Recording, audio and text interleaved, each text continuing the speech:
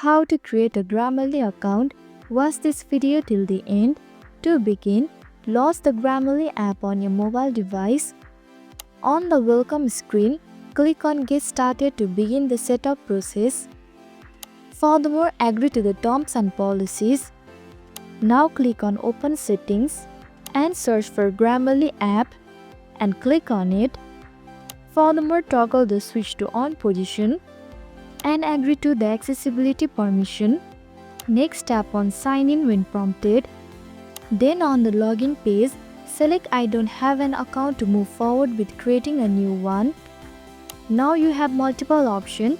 Either you can enter your email address in the given box or sign up using your Google or Facebook account. After that, create a strong password. Then enter your name. After that, click on Agree and sign up. Furthermore, enter the verification code sent to your registered email. Once done, your account will be created instantly.